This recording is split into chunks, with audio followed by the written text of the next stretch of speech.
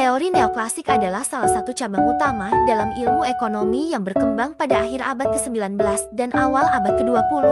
Teori ini berfokus pada bagaimana individu dan perusahaan membuat keputusan ekonomi dengan mengalokasikan sumber daya yang terbatas untuk memaksimalkan utilitas, kebahagiaan atau kepuasan, dan keuntungan. Berikut adalah beberapa konsep utama dalam teori neoklasik. Pertama, utilitas marginal.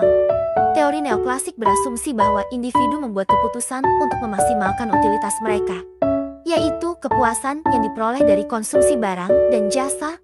Utilitas marginal adalah tambahan utilitas yang diperoleh dari konsumsi satu unit tambahan suatu barang atau jasa. Prinsip ini mengindikasikan bahwa utilitas marginal cenderung menurun seiring dengan peningkatan konsumsi barang atau jasa tersebut. Kedua, biaya marginal. Dalam konteks perusahaan, teori neoklasik menyatakan bahwa keputusan produksi didasarkan pada biaya marginal, yaitu biaya tambahan yang dikeluarkan untuk memproduksi satu unit tambahan suatu barang atau jasa.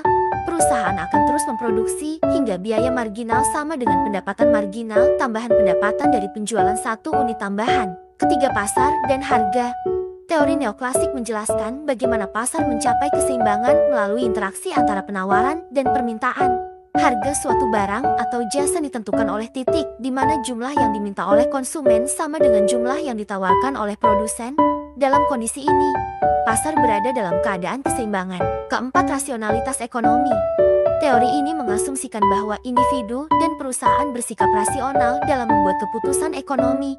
Ini berarti mereka mempertimbangkan semua informasi yang tersedia dan membuat pilihan yang memaksimalkan utilitas atau keuntungan mereka. Kelima, persaingan sempurna. Salah satu asumsi utama teori neoklasik adalah adanya persaingan sempurna di pasar, di mana terdapat banyak pembeli dan penjual. Barang yang ditawarkan bersifat homogen, dan tidak ada hambatan masuk atau keluar pasar. Dalam kondisi ini, tidak ada satupun agen ekonomi yang dapat mempengaruhi harga pasar. Keenam, elastisitas. Konsep elastisitas dalam teori neoklasik mengukur seberapa sensitif jumlah yang diminta atau ditawarkan terhadap perubahan harga. Elastisitas harga permintaan mengukur persentase perubahan dalam jumlah yang diminta akibat perubahan harga, sementara elastisitas harga penawaran mengukur persentase perubahan dalam jumlah yang ditawarkan akibat perubahan harga.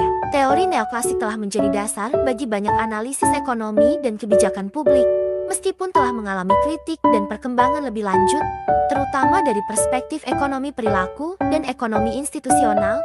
Prinsip-prinsip dasar teori neoklasik tetap menjadi bagian penting dari pemahaman kita tentang bagaimana pasar berfungsi dan bagaimana keputusan ekonomi dibuat. Terima kasih.